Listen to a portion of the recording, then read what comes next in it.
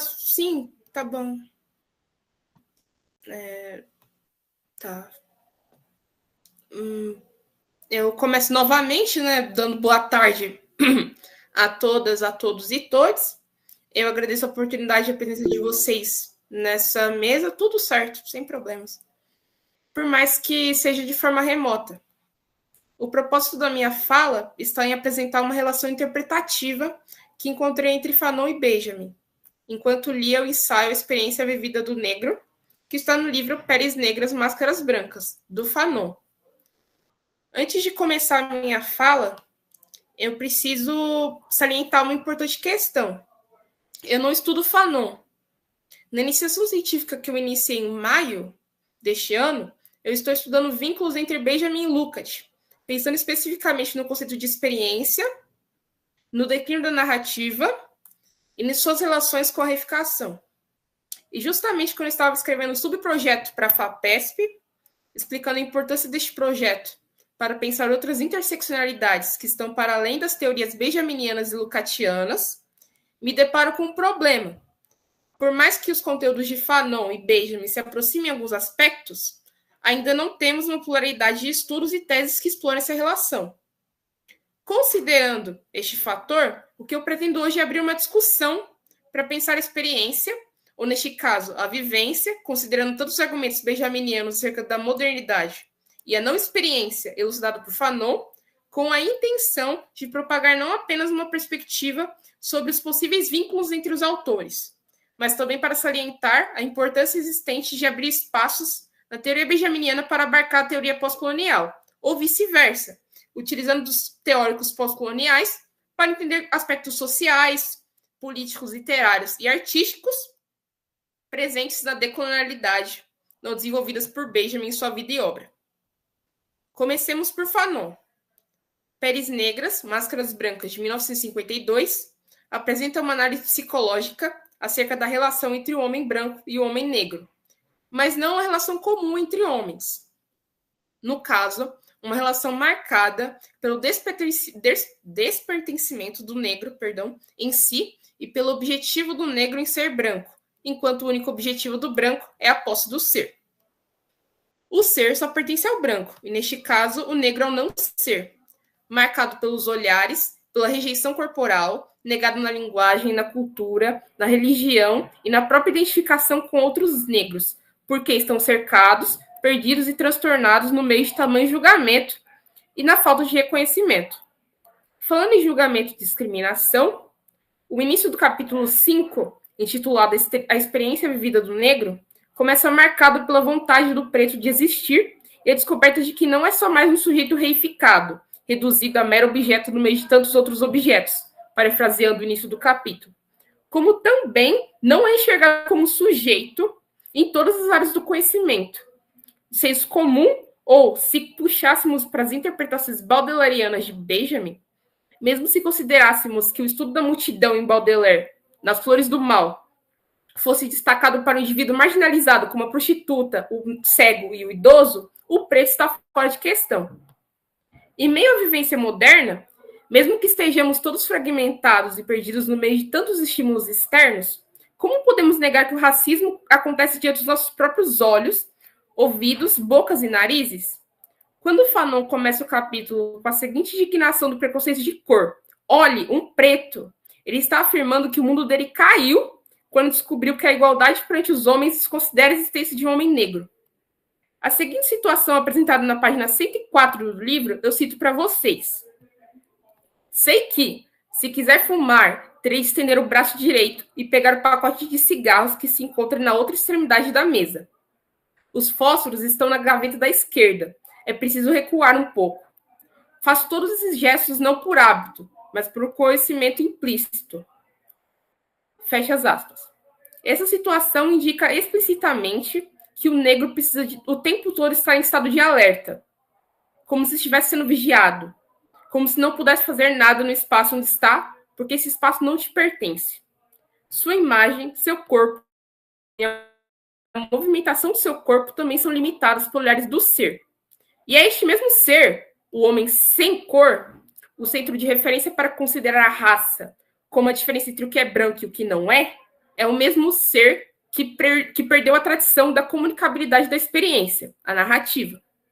Em Experiência e Pobreza, de 1933, Benjamin argumenta que os combatentes voltaram silenciosos do campo de batalha e pobres de experiência.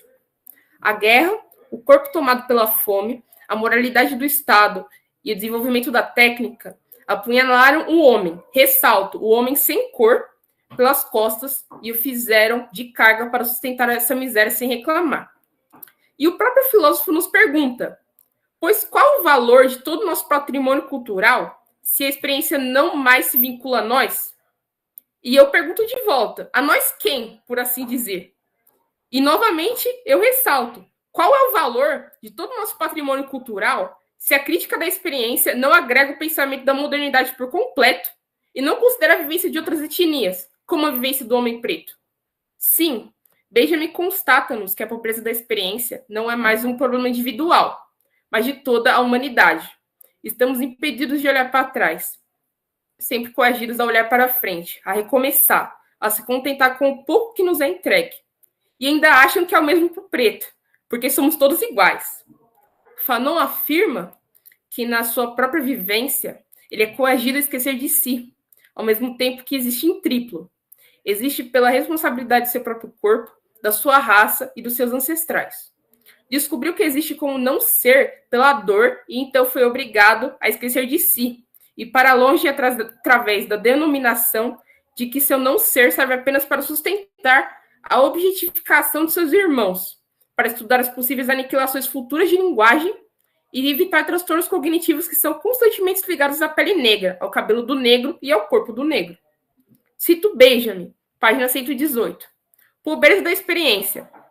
Não se deve imaginar que os homens aspirem a novas experiências. Fecho aspas. Ora, não se deve imaginar que o negro tenha sequer experiência. E umas linhas mais à frente, cito novamente. Ao cansaço segue-se o sonho, e não é raro que o sonho compense a tristeza e o desânimo do dia, realizando a existência inteiramente simples e absolutamente grandiosa que não pode ser considerada durante o dia, por falta de forças. Mais uma vez, fecho aspas, não é raro o sonho do negro de ser apenas um homem comum, sem ser afetado por todos os dias pelo preconceito de cor. E o cansaço o acompanha em todas as vezes que ele se sente incapaz de ser visto pelo mundo como sujeito. De fato, Benjamin reconheceu que o problema da experiência não era apenas um problema político, também era um problema que afetava a subjetividade coletiva e a constituição de um meio que tecesse, verbo utilizado no narrador, a vida vivida, como objetivo de compartilhar a sabedoria, sendo o eixo núcleo da tradição. Ele relata sobre alguns temas de Baudelaire, de 1939, que o sujeito moderno encontra problemas na constituição plena do seu ser, visto que agora ele sofre com outro tipo de experiência, que no caso é a vivência moderna. Entretanto, o que encontramos aqui na experiência vivida do negro é que o problema se encontra em estado ontológico, político e psicologicamente irracional, ou seja, o negro não possui experiência não porque ele é afetado pelo declínio da experiência ao longo do desenvolvimento do capitalismo.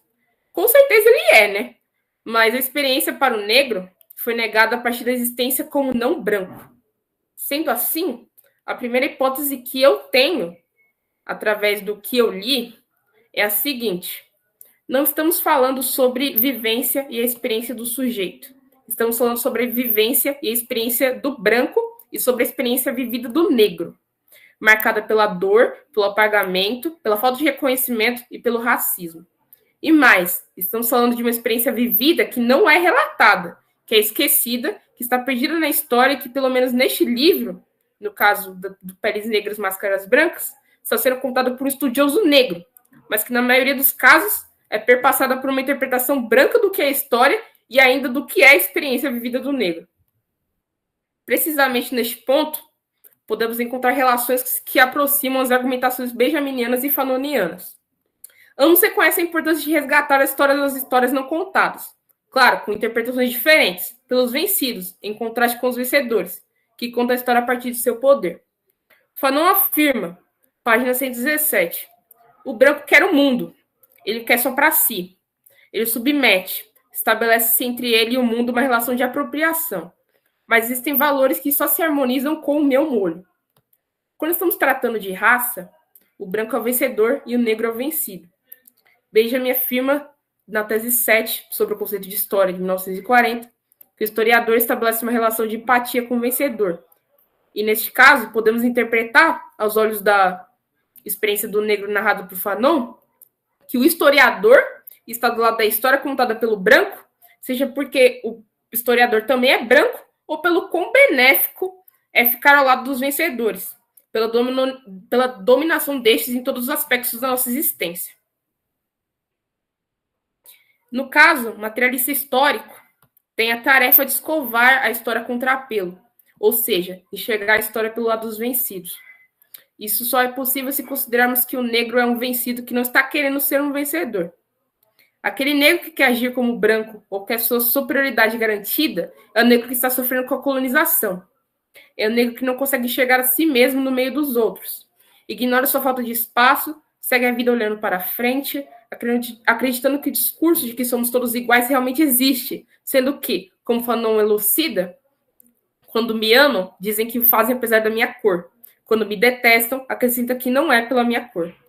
No caso, só podemos covar a história contra apelo se considerarmos que a história a ser contada precisa reconhecer a experiência dos vencidos que sofreram na colonização e ainda sofrem no período pós-colonial, com o apagamento de suas culturas, religiões e perspectivas de mundo.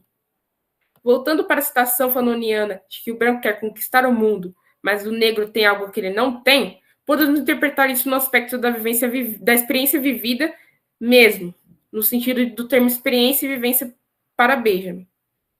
A vivência moderna, apresentada sobre alguns temas em Baudelaire, é a que o indivíduo isolado sofre através dos estímulos e efeitos imediatos que recebe dia após dia, relacionado à vivência do choque, o evento assistido pela consciência. Inclusive, na edição da editora Brasiliense, existe uma nota de tradução que indica que a vivência trata-se de uma experiência vivida. Enquanto a verdadeira experiência é a experiência acumulada que mantém o fio da tradição, enquanto constrói memórias transmitidas oralmente pelo contato coletivo entre as pessoas. Essa diferenciação só surgiu após uma grande pesquisa do Benjamin, que passou por Dilthey, Bergson, Proust e chegando em Freud, pensando na vivência do choque. Podemos dizer que a experiência vivida do negro está marcada pela vivência do choque apresentada na interpretação benjaminiana da modernidade. Digo interpretação benjaminiana da modernidade porque, se considerarmos que a modernidade iniciou juntamente com a colonização, pessoas negras estão sofrendo com o problema da modernidade há mais tempo do que foi estudo e foco do Benjamin em vida e obra. E não estou dizendo que ele negou isso em algum momento, de forma alguma. Assim como elucida o Willy Bowl, não sei falar o nome do professor, mas é o professor de letras da USP. Falar da modernidade de Baudelaire significava, para Benjamin, expressar a experiência de sua própria geração, o trabalho do escritor na República de Weimar e nos próximos anos do Terceiro Reich.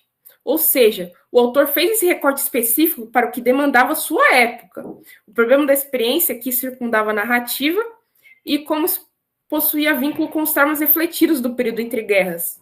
Mas eu acredito que é importante contestar a centralidade da modernidade como problema que surge a partir da ascensão do capitalismo moderno também apaga uma história que certamente não acontece de maneira retilínea, mas que ainda sofre com problemas graduais para ser reconhecida.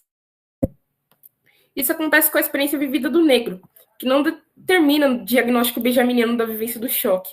E aqui entro na minha segunda possível hipótese, que por conta do tempo da apresentação e também pela bagagem necessária para um estudo mais aprofundado, se mantém apenas como interpretação. O que o negro tem que o branco não tem é a proximidade com a verdadeira experiência. Isso porque o seu despertencimento no mundo é marcado por um problema que envolve a ausência do ser e a vivência moderna do preconceito de cor. A mãe pode estar atrasada para levar seu filho à escola, mas ele ainda vai parar no meio do caminho para falar: olha, mãe, um preto.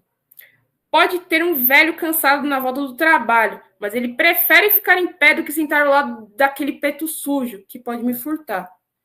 O que é isso, se não, então, a representação do racismo na vivência do indivíduo?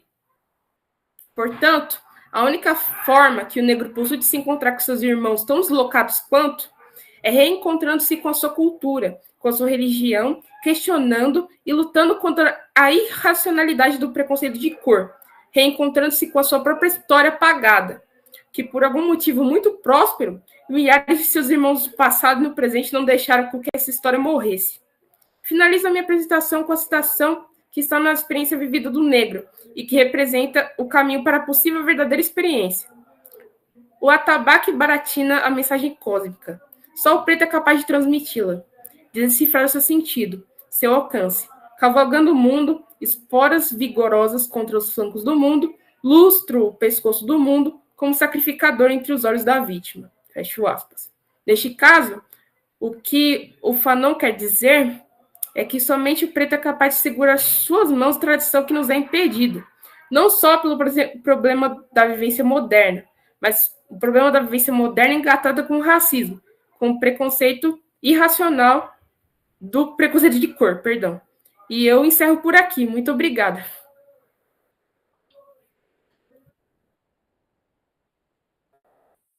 Obrigada. Obrigada.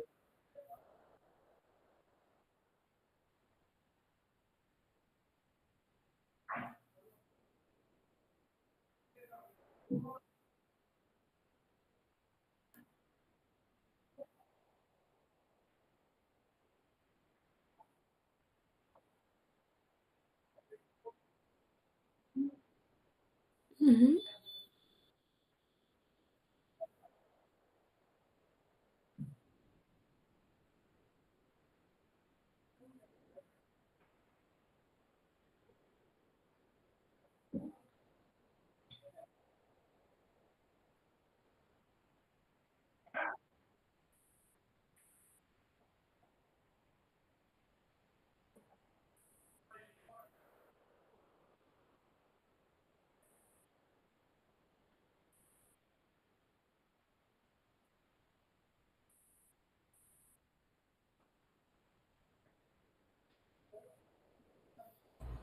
Eu queria dizer que gostei muito.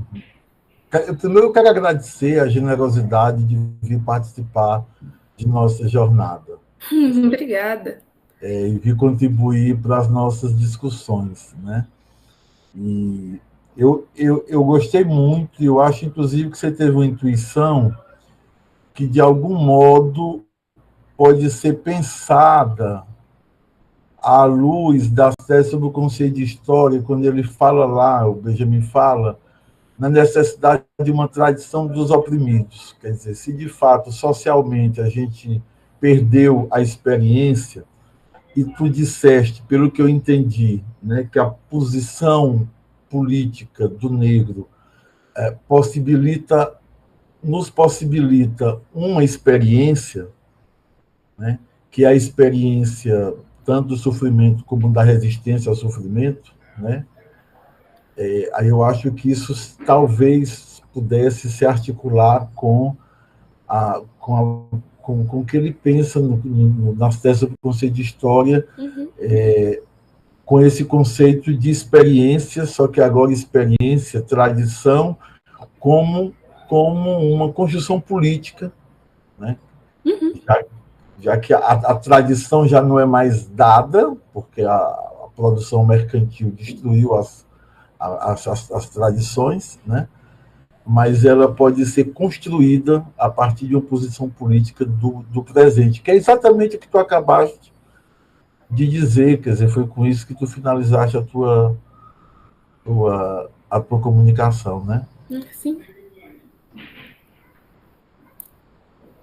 Eu acho que não tinha saído no meu áudio A anteriormente. Laila Pessoal chegou, né? que tá no chat do YouTube aí, vocês podem Sim, comentar, vocês professor, podem fazer cheguei sim. perguntas também, tá, pessoal? Matheus, tá contigo de novo.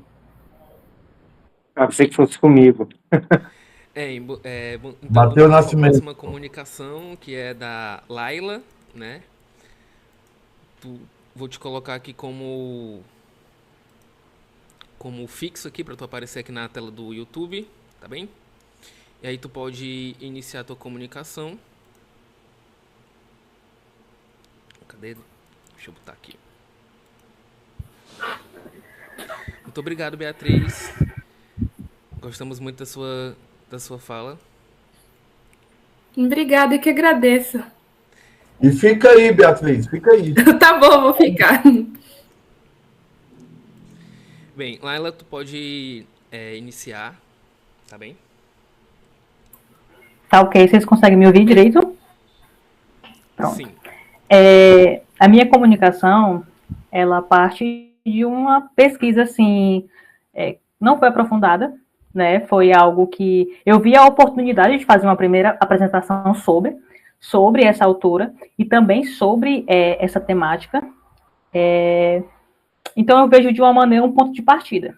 É uma apresentação simples, mas que eu achei interessante, na minha visão, como olhar o conteúdo, tentar entender de uma maneira imparcial e criticar. E criticar no sentido de que o que falta, o que não foi feito. Né? O tema da minha comunicação, né, seria eu e outra pessoa, só que não pôde vir, e é o início dos discursos e das políticas específicas de combate ao racismo no Brasil, no livro da Sueli Carneiro. Racismo, Sexismo e Desigualdade no Brasil. É um livro que contém alguns artigos dela, de 2001 a 2010. E eu separei um tópico do livro para falar sobre aqui, não é? Me chamou a atenção de uma maneira crítica. Crítica no sentido de que o pouco que foi feito. E o pouco que foi feito ser usado de uma maneira como, não como um favor, mas de, foi muita coisa. Mas fulano isso, fulano aquilo. E o nome só um minuto. Do subtópico do livro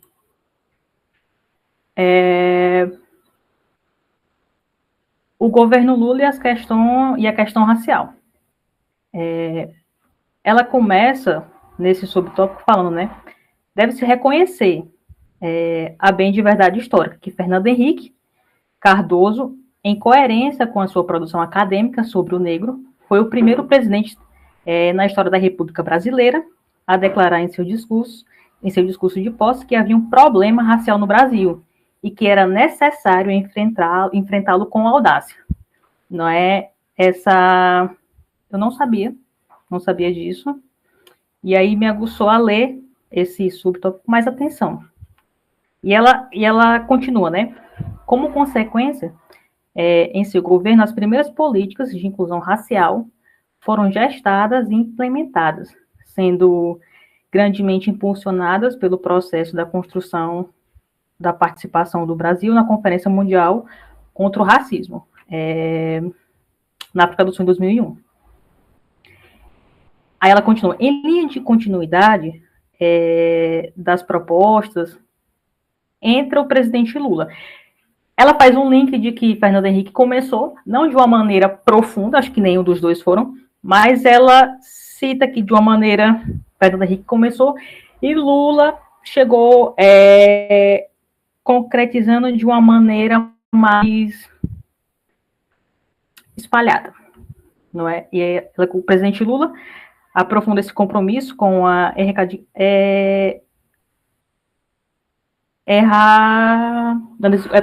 Pode-se dizer que, no entanto, que no seu primeiro mandato caracterizou-se por gestos simbólicos de grande envergadura e sutileza na implementação de medidas concretas de promoção da igualdade racial.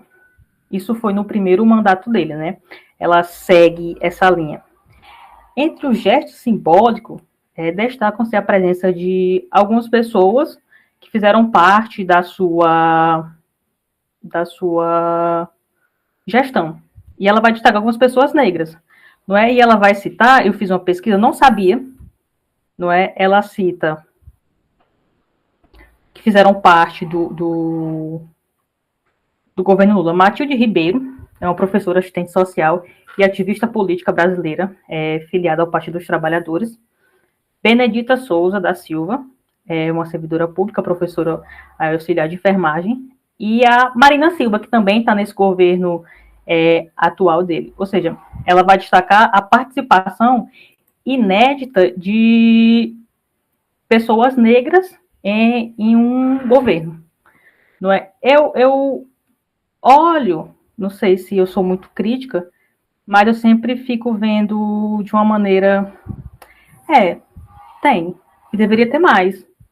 Eu nunca vou olhar nessas questões como uma maneira, muito bacana, olha, fez muita coisa. Eu sempre parto, e eu acredito que a Sueli também escreve dessa maneira, não adocicando, mas mostrando, e se você olha de uma maneira mais profunda, criticando, de que deveria ser feito muito mais. Ela segue aqui. Só um minuto. Essas pessoas, né, Gilberto Gil também, e nenhum outro governo, esse número de pessoas negras ocupava postos de primeiro escalão na sociedade política, né, de inclusão dos negros. Porém, ela também vai colocar que, da mesma forma que teve avanços, eu fiz pesquisa desses avanços, ela vai citar alguns aqui no livro, ele também isso não foi uma política de continuidade. O governo, ele não, como que eu posso falar, ele começou, mas não foi um caminho explorado por ele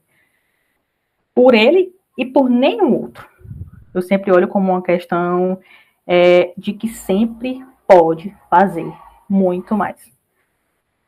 Ela é um capítulo curto, e o presidente Lula, porém, vetou artigos da lei segundo qual as disciplinas de história do Brasil e da educação artística deveriam dedicar pelo menos 10% do seu conteúdo pré-programático na temática negra.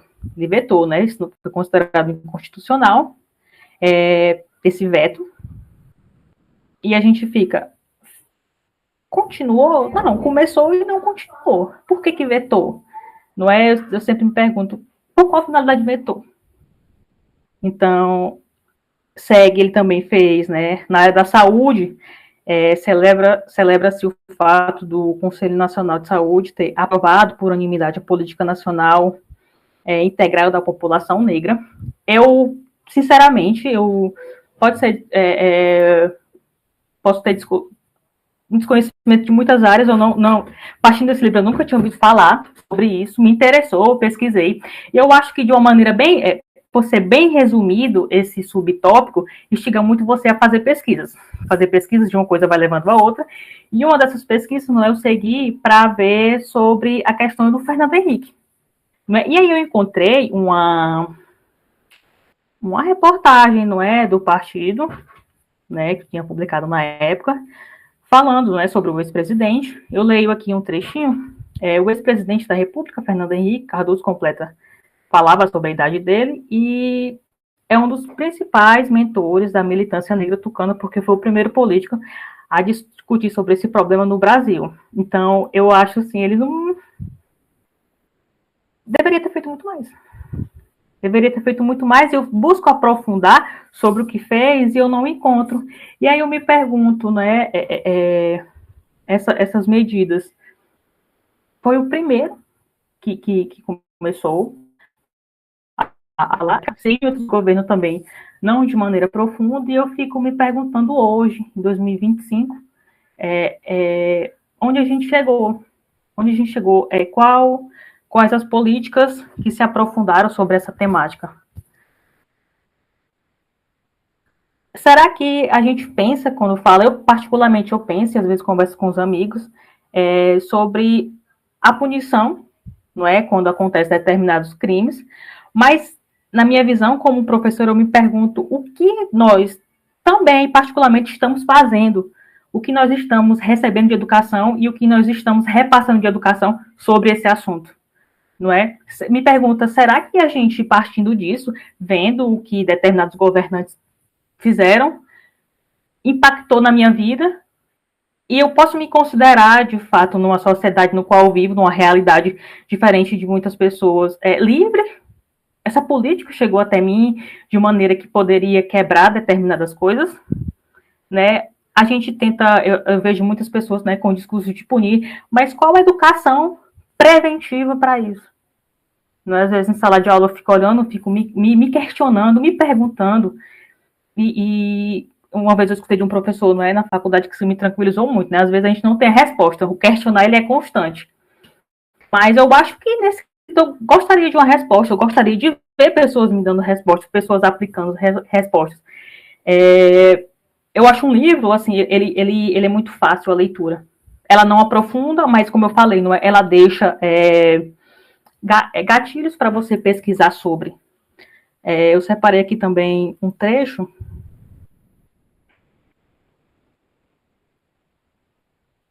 Ó, o presidente Fernando Henrique, apesar de inaugurar mudanças nos discursos oficiais brasileiros e nos marcos normativos sobre a questão racial, não apoiava aquelas políticas explicitadamente. Eu gostei muito desse artigo que eu encontrei, que aí ele volta no que eu falei no início, né? Foi um caminho que não foi seguido. Não foi seguido, não está sendo seguido. Me entristece no sentido de o que a gente pode esperar, o que a gente pode fazer. Eu vi a primeira vez que eu escutei sobre a Sueli Carneiro foi no jornal. Eu sou estudante de filosofia, às vezes eu me envergonho, não, eu nunca tinha ouvido falar sobre ela. E aí eu assisti no jornal, falou o nome dela, e aí eu pesquisei, encontrei esse livro, e o Fernando me mandou falando sobre o evento, eu disse, uma boa para eu falar sobre. Não é de maneira assim, mesmo que rápida, gente, mas para aquela pessoa que não tem uma leitura sobre, o ser rápido, mas foi impactante estar falando aqui sobre isso. Né? E eu acho uma leitura muito rápida da Sueli. Não é? Ela te dá muitas possibilidades para você pensar a realidade, para você pensar o coletivo. Não é? Numa sociedade racista, ela não vai existir só o racismo. Não é? O racismo é uma daquelas expressões horríveis que tem e que o Estado, em momento algum, não é? Tem aquela política que vamos abraçar, vamos combater. A gente não vê. Eu acho que todo mundo, como muitas, né? Todo mundo deveria fazer, mas me deu muitos gatilhos para uma pesquisa futura, né? Eu tenho certeza que eu acho que se eu tivesse visto sobre anos atrás, eu teria feito minha monografia nela. E foi uma de muitas apresentações sobre que eu vou fazer na autora. Obrigada.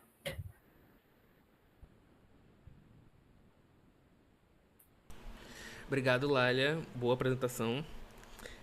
O pessoal do YouTube que tiver alguma dúvida, algum comentário, quem está aqui também na transmissão, quem quiser fazer algum comentário, pode ficar à vontade. Senão, a gente pode passar para a próxima.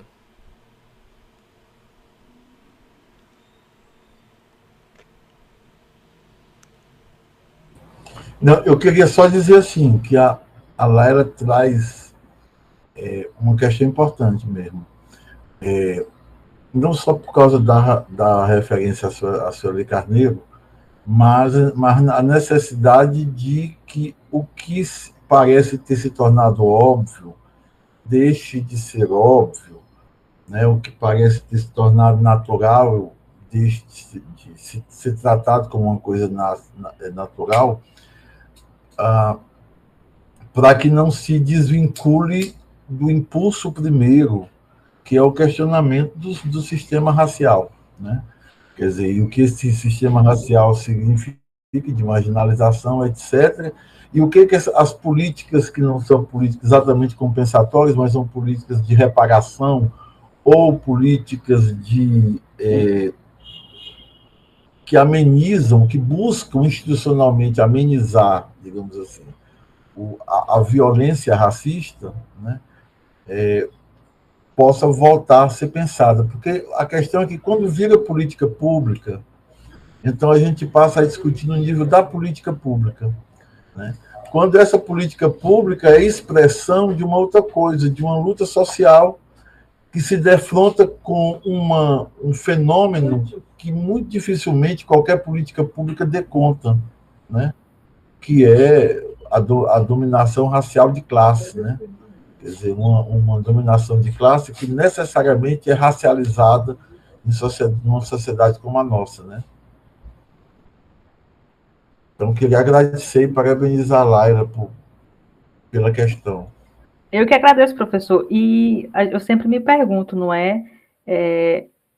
Como a gente vai educar sobre isso? Qual a educação que a gente recebeu sobre isso? Né? A educação no sentido de como é que a gente evita determinadas coisas? Como é que a gente modifica algo tão grande que, às vezes, é uma luta individual, muitas vezes. Muitas vezes pessoas fazem essa luta individual diariamente, né? Posso dizer coletivamente, mas às vezes situações específicas que as pessoas estão sozinhas e que englobam inúmeras outras. Eu acho que a gente tem que pensar muito mais nisso. É muito, muito atual, muito necessário.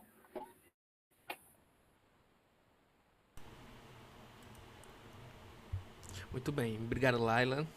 Excelente apresentação. Pessoal do YouTube, não deixem de dar o like aí, tá? Quiserem compartilhar o link para os seus colegas assistirem também. Nós ainda temos duas apresentações, o do professor Matheus Uchoa e do professor João Emiliano. E aí a gente pode decidir agora quem pode iniciar primeiro. Agora se é o Matheus, se é o professor Emiliano. Quem que vai primeiro? Na programação inicial estava eu, né? E aí, enfim, eu posso fazer, a minha vai ser mais simples. E aí depois o Matheus. Pode ser, Matheus? Tranquilamente. Pois pode ficar à vontade, Bom, professor. gente,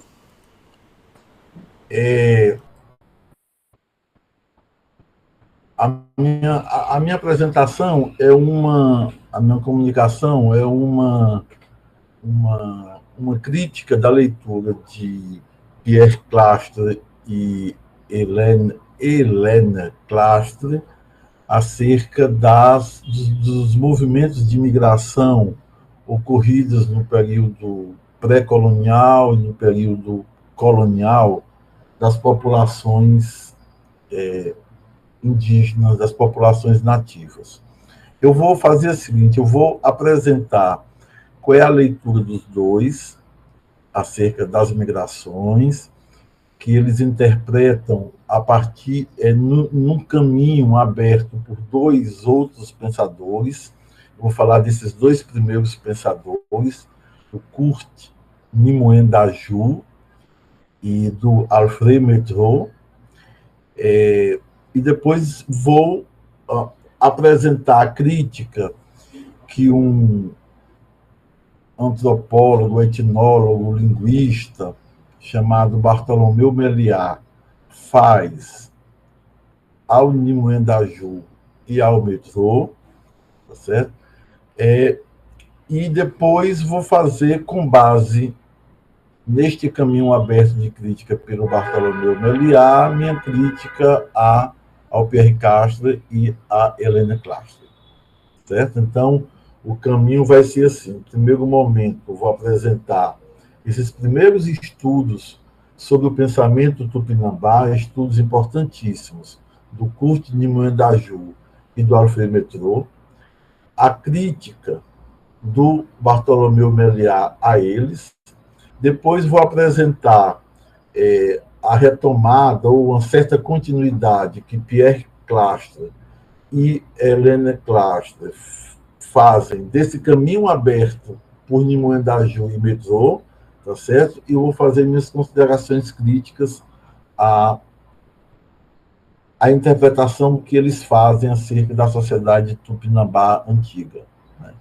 Primeiramente, esclarecer que Tupinambá, no caso aqui, é um nome que não diz respeito apenas aos povos que se chamam Tupinambá, mas Tupinambá aqui, nessa literatura clássica, diz respeito a todos os povos de cultura tupi, de língua e costumes tupi do litoral brasileiro, que no momento é conhecido no século XVI e XVII, desde a ilha do Maranhão até lá embaixo, até Santa Catarina, Paraná, tá certo?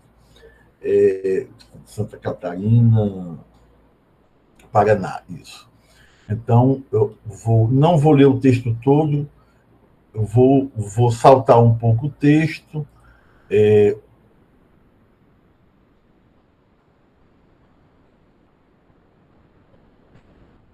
Opa, aqui. Bom,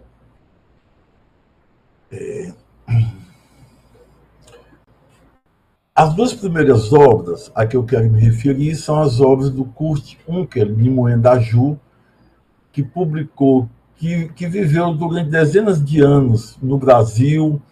Ele não tem formação, não tinha formação acadêmica em antropologia, em etnografia, nada disso, mas ele tinha uma militância em torno das populações indígenas do interior de São Paulo, e com base numa etnografia que ele fez entre 1905 e 1907, ele publicou na Alemanha um livro intitulado As Lendas de Criação e Destruição do Mundo como Fundamentos da Religião dos Apapocuva Guarani. É um livro absolutamente fundamental, porque é o livro que abre a pesquisa acadêmica, embora ele próprio não fosse um acadêmico, mas a publicação do livro dele em 1914 teve um impacto acadêmico e, portanto, foi a partir daí que, do ponto de vista acadêmico, se abriu a pesquisa sobre o pensamento tupinambá.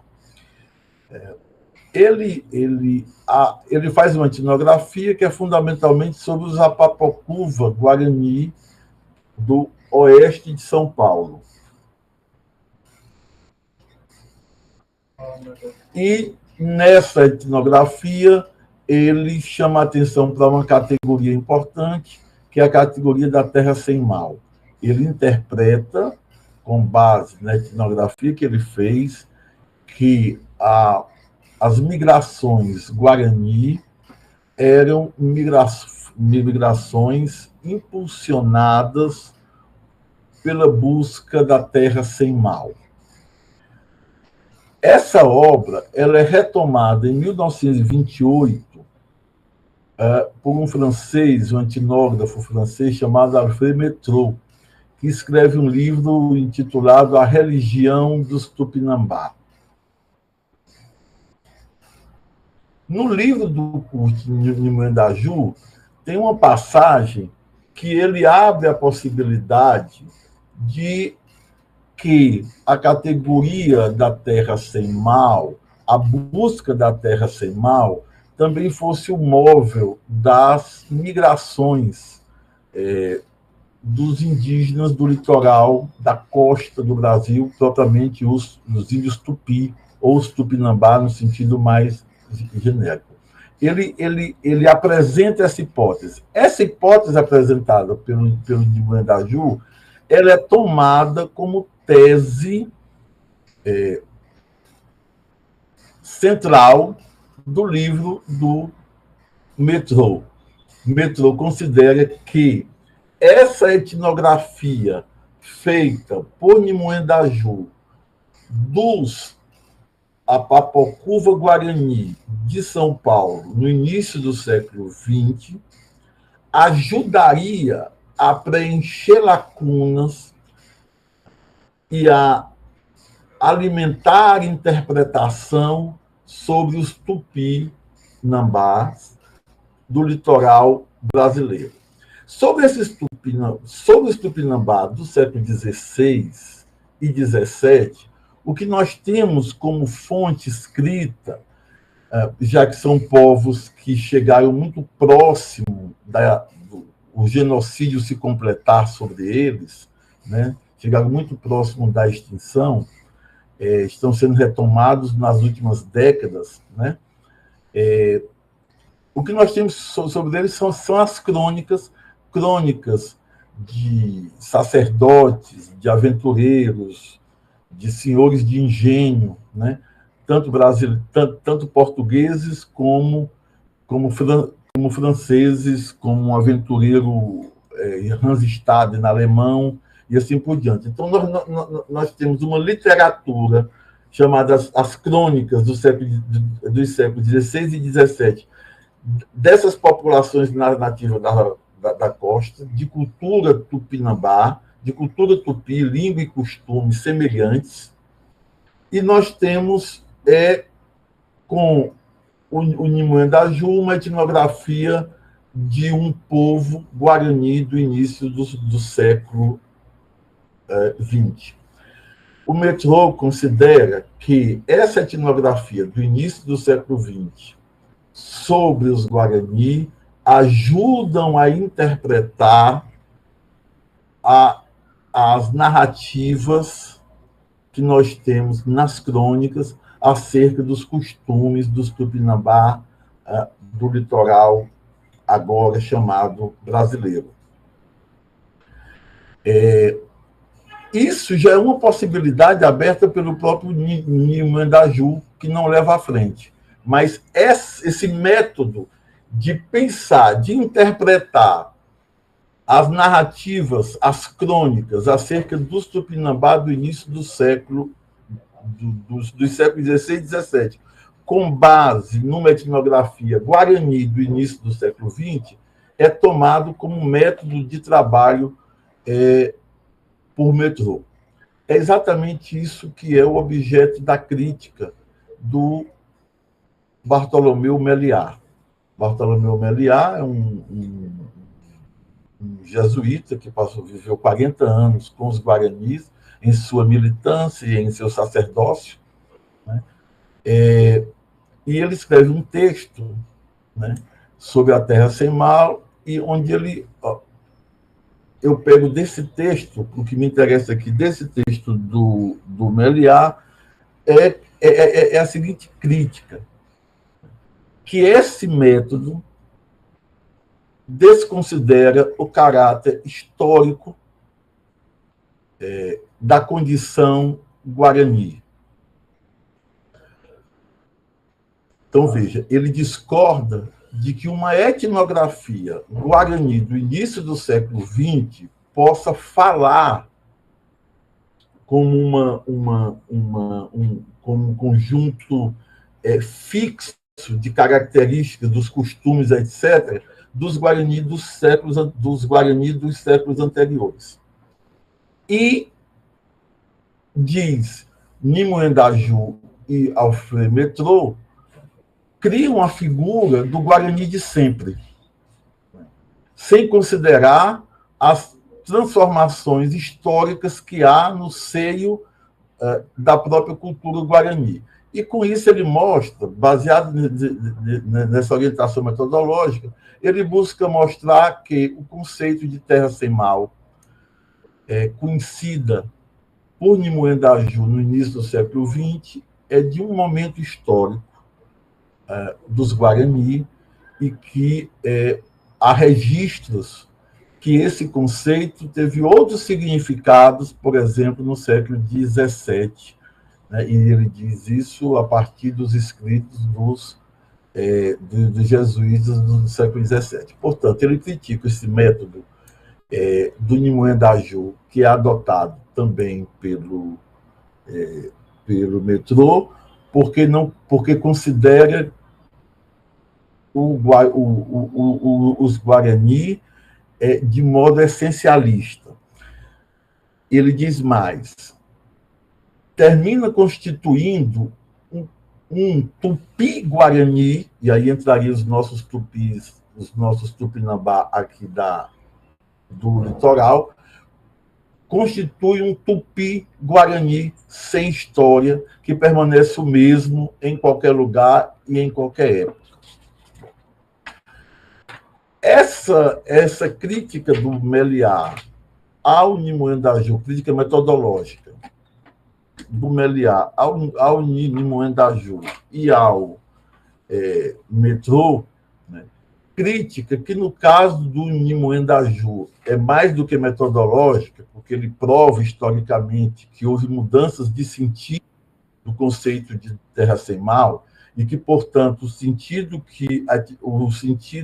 apresentado pelo Nimandaju é de um certo momento, justamente o momento em que ele faz a sua etnografia, e ele não discorda da etnografia do Nimandaju, dos Guarani do início do século XX, no interior de São Paulo. Não se trata disso. O que ele discorda é o trabalho o trabalho que o método do Nimoendaju lhe possibilita fazer ao estender ao conjunto dos Guarani e as várias épocas da experiência Guarani, aquilo que a etnografia do início do século XX lhe concedeu de informação e a interpretação que foi possibilitada por essa etnografia.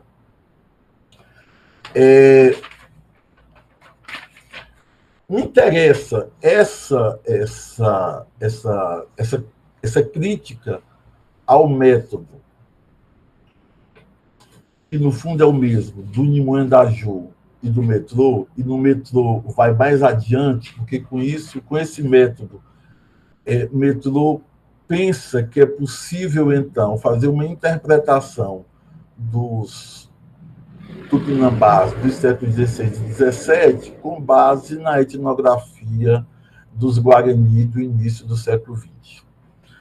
E ele, então, transpõe a categoria da terra sem mal para os tupinambá, acrescentando a essa categoria um conjunto de categorias absolutamente estranhas à cultura tupinambá, que tem categorias que têm muito mais a ver com a tradição judaico-cristã, como de profetas, profetismo, messianismo, etc. A tese, a posição a que ele chega é a posição de que o móvel, portanto, das migrações dos tupinambá seria também o mesmo daquele que o Nimoendaju encontra para os Guarani, ou seja, a busca da terra sem mal. Essa tese, essa leitura de 1928 do Alfred Metrô é retomado depois em 1974 por Pierre Clastre.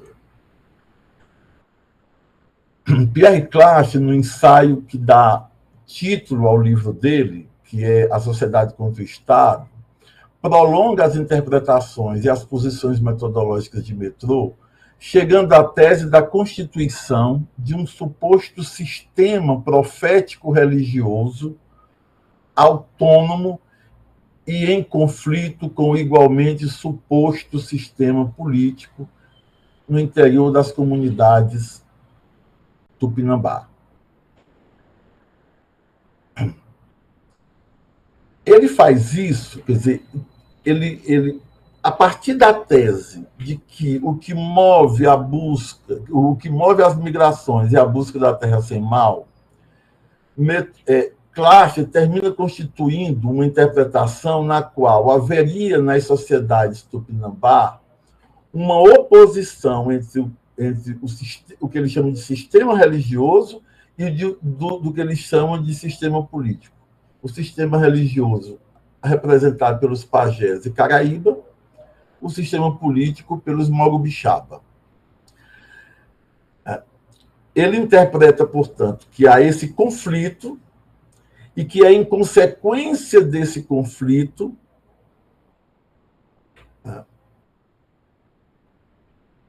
que se daria um movimento interno às sociedades tupinambá de destituição do sistema político pela via religiosa da busca da terra sem mal. Em outras palavras, é o seguinte: ele considera que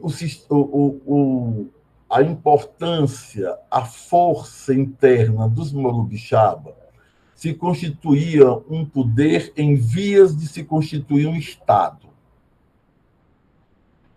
Enquanto a orientação religiosa da busca da terra sem mal tinha a perspectiva de dissolver a tendência que conduzia à constituição do Estado, e fazia isso justamente através da migração que então dissolveria temporariamente aquela sociedade, tá certo?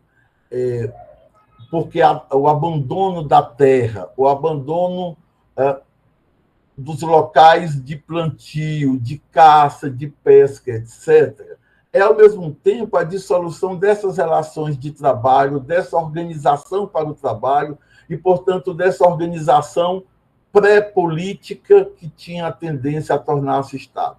A luta, a busca da terra sem mal seria, portanto, uma busca que tinha em vista não apenas encontrar uma terra evidentemente inexistente, sem doença, sem morte, etc., etc., mas dissolver aquela forma de organização social que estaria tendendo à constituição de um sistema político autônomo, de um poder político autônomo, de um poder estatal.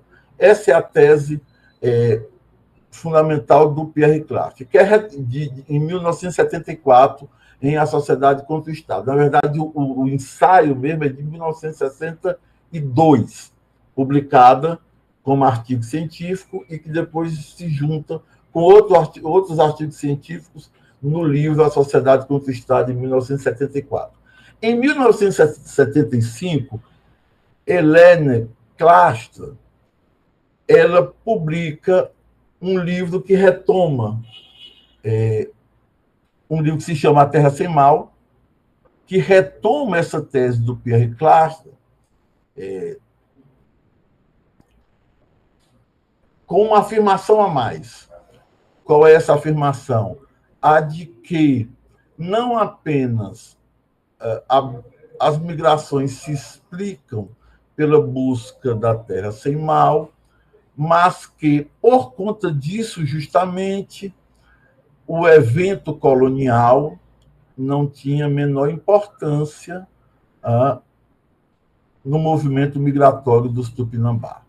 Ou seja, a tese dela é que, antes mesmo da chegada dos colonizadores, já havia esse movimento migratório. Esse movimento migratório se daria pela busca da terra sem mal. O que impulsionava a busca da terra sem mal seria o conflito entre a tendência do sistema político em torno do Morubixaba tornar-se Estado e a tendência de dissolução disso via trabalho, digamos assim, dos pajé e dos caraíba, né, que impulsionavam a dissolução do Estado, conduzindo a comunidade à busca permanente da terra sem mal. Nesse sentido, para ela, não há qualquer vínculo de necessidade entre a chegada dos colonizadores que tomavam terra, que faziam genocídio, que escravizavam, e a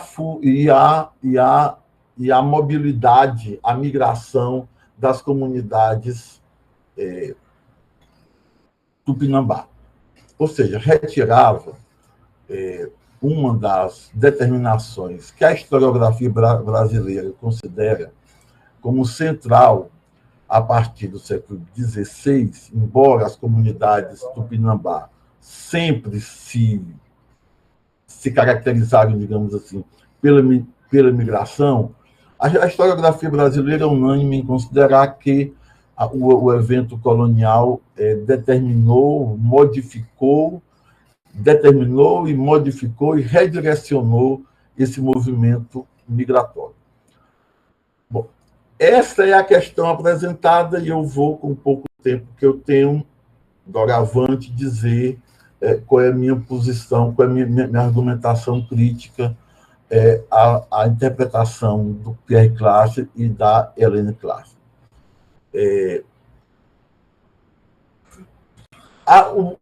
O primeiro argumento é o seguinte: o Pierre Clastre inventa uma oposição entre o religioso e o político que as crônicas do século XVI e XVII não autoriza que seja afirmada. Na verdade, há uma aliança, digamos assim, há um trabalho conjunto entre o pajé / Caraíba e o Morubixaba no que diz respeito às guerras. As guerras, elas... Bom, porque o argumento... Perdão, gente. Porque o argumento do Pierre Clasher é que o fortalecimento do sistema político, do assim chamado sistema político, o fortalecimento do Morubixaba, né, que ele traduz por chefe, na aldeia, se dava através da guerra. Então, nós tínhamos, de um lado, o movimento de guerra impulsionado pelos Morubixaba, que fortalecia o Morubixaba na aldeia, e o movimento religioso da busca pela terra sem mal, que enfraquecia o Morubixaba, porque produzia uma instabilidade na aldeia e, portanto, fortalecia o Morubixaba, fortalecia o Caraíba, o pajé. Então, o primeiro argumento contra essa leitura do Pierre Classer é que, de modo algum, as crônicas elas apresentam qualquer tipo de oposição entre o religioso, o supostamente religioso, e o guerreiro. Primeiramente, porque a própria guerra ela é inteiramente ritualística, né? Ela começa com a Assembleia de Guerreiros, que é um ritual, porque tem as pessoas que podem falar e as que não podem. Toda a Assembleia dos guerreiros é feita com a base do petum, fumando, tá certo? Vaga a noite inteira nesse processo até chegar em uma posição no final da noite, início do dia. Tem um local onde eles ficam, o local que as mulheres ficam, o local que as crianças ficam. É toda uma organização ritualística, o que não quer dizer necessariamente religiosa. Há um ritual ali. Segue depois com a Caraimonhanga, que é o ritual propriamente de comunicação com os mortos, para a homologação, digamos assim, pelos ancestrais, da decisão da Assembleia, se essa decisão tiver sido fazer a guerra. Segue depois com toda a preparação da farinha de guerra, que não é a mesma farinha que se utiliza no dia a dia, a preparação do arco, da flecha, a pintura dos corpos, etc. Portanto, todo um ritual de preparação da guerra. Depois tem o ritual de escutar o que os pássaros dizem enquanto eles caminham, porque há pássaros cujos cantos são de bons agouros e pássaros de maus agouros. E um canto de mau agouro tem uma importância tão fundamental que é possível que a tropa retorne para a aldeia e interrompa a missão guerreira. No dia anterior ao ataque, os guerreiros são orientados pelo pajé a sonharem. E no dia seguinte eles se reúnem para fazer a interpretação dos sonhos. É o último grande ritual de confirmação. Então, a confirmação da guerra passa pela Assembleia, pela pagelança, pelo canto dos pássaros, pelos sonhos. Depois, o próprio ritual no interior da batalha de tomar prisioneiro para levar para a aldeia para ser comido, para o ritual antropofágico. E, por fim, o próprio ritual antropofágico. Essa descrição de rituais constitui, na verdade, um único grande ritual, na qual não é possível separar a atuação do Morubixaba, a atuação do pajé da aldeia ou do Caraíba que passou pela aldeia, o último Caraíba que passou pela aldeia. Bom, então, não há, do ponto de vista dos únicos registros que nós temos, que são as crônicas, uma oposição entre a guerra e a pagelança, entre o pajé e o Morubixaba.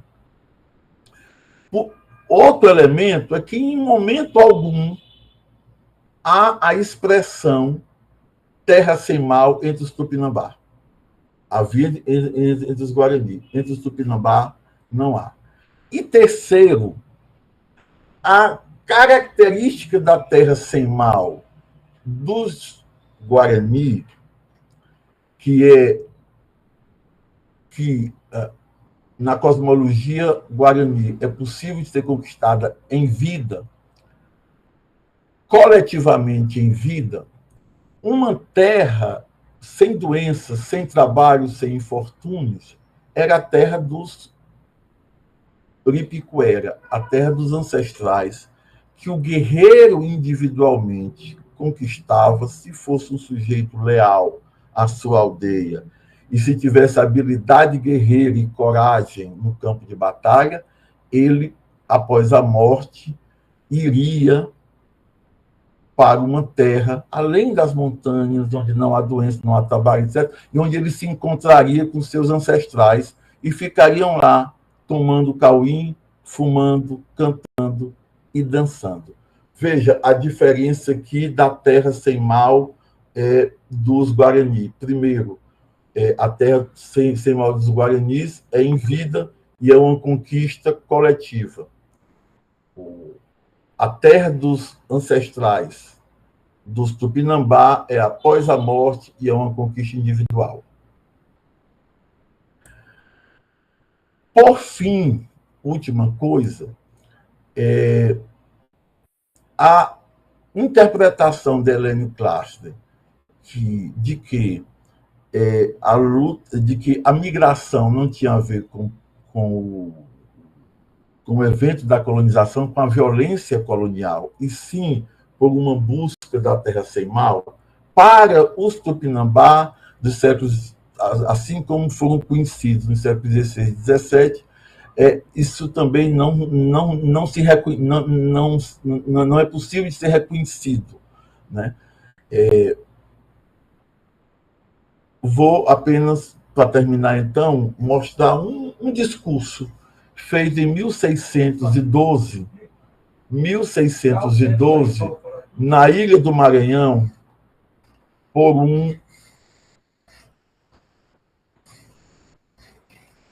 o iniciozinho do discurso feito por um morubixaba pernambucano, que no século XVII, no início do século XVII, saiu numa grande caminhada do interior de Pernambuco até a Ilha do Maranhão, passando pela Serra da Ibiapaba. Ele diz para os franceses assim: eu vi a chegada dos Peró, dos portugueses, em Pernambuco e Potiú. E começaram eles como vós, franceses. Fazeis agora. De início, os Peró não faziam senão traficar, sem pretenderem fixar residência. Nessa época, dormiam livremente com as raparigas, o que os nossos companheiros de Pernambuco reputavam grandemente honroso. Mais tarde, disseram que nos devíamos acostumar a eles e que precisavam construir fortalezas para se defenderem e edificar cidades para morarem conosco. E assim parecia que desejavam que constituíssemos uma só nação.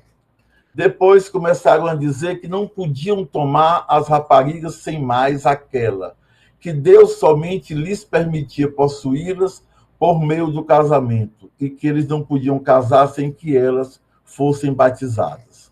E para isso eram necessários padres. Mandaram vir os paí, e estes ergueram cruzes e principiaram a instruir os nossos e a batizá-los. Mais tarde afirmaram que nem eles, nem os paí podiam viver sem escravos para os servirem e por eles trabalharem. E assim se viram constrangidos os nossos a fornecer-lhes. Mas não satisfeitos com os escravos capturados na guerra, quiseram também os filhos dos nossos e acabaram escravizando toda a nação. E com tal tirania e crueldade a trataram, que os que ficaram livres, como nós, foram forçados a deixar a região. O discurso continua, mas essa primeira parte do discurso é mais ou menos expressivo do que o conjunto das crônicas registram, né? Que o movimento, o elemento, a questão fundamental das grandes, o impulso fundamental das grandes migrações foram as formas que os indígenas encontraram de resistência à colonização. Para deixar mais claro, assim, o Florestan Fernandes disse que tem 3 formas de resistência. Uma foi o confronto militar, outro, quando o confronto militar, quando eram vencidos no confronto militar, a fuga para o sertão. E a terceira forma de resistência, a conciliação com os jesuítas nos aldeamentos. Ora, o que esse discurso diz é justamente dessa relação entre uma primeira tentativa de conciliar-se, depois o confronto, depois do confronto, quando não são vitoriosos, a fuga. O que eu quero dizer com isso é o seguinte, que a compreensão das grandes migrações como parte da resistência anticolonial e anti-escravocrata dos Tupinambá requer necessariamente que se tire, quer dizer, que se abra mão, que se renuncie a essa tese que não tem comprovação nos documentos da época, nem do ponto de vista histórico, nem filológico, né? De que o que impulsionava, como diz a Helene Classe, as migrações não era a colonização e a resistência anticolonial, mas era essa imagem religiosa da terra sem mal. Eu quero pedir desculpas, falei meio atrapalhado, porque eu tive que optar por não ler, tá certo? E simplesmente falar. Era isso. Obrigado. Obrigado, professor Emiliano. Matheus, o show comentou uma coisa aqui no chat. Tu quer falar alguma coisa, Matheus, agora? Não, só primeiro agradecer ao professor Emiliano por esclarecer tanta coisa. Nossas pesquisas estão muito aproximadas. Ultimamente, o que ele falou foi muito esclarecedor. E o que eu comentei era só acerca do papel dos sonhos, né? A interpretação antes da batalha, da guerra, era fundamental. E isso é mais um argumento que o professor afirmou, dessa não dissociação entre esses elementos constituintes da vida tupinambá, né? O ritual e o político, assim, estão imbricados, enfim, há vários pontos, né? Vou deixar para comentar depois, acho que a minha apresentação é complementar do professor. Eu já posso começar? Pode sim, Matheus. Pode começar já. Vou... Obrigado, viu, professor Emiliano? Eu vou compartilhar uma tela aqui. Eu estou nessa fase dos slides, até por conta dos meus alunos, facilita um pouco o entendimento. Bom, nós vivemos um período em que o pensamento ameríndio, as questões indígenas, em filosofia ou em antropologia, em arte, enfim, vem tomando uma evidência enorme por questões de perspectivas anticoloniais, decoloniais, enfim, estudos críticos com relação a esse período da historiografia brasileira que se mostra tão interessante e rico de ser revisitado, reinterpretado, né? Minha apresentação, ela foca...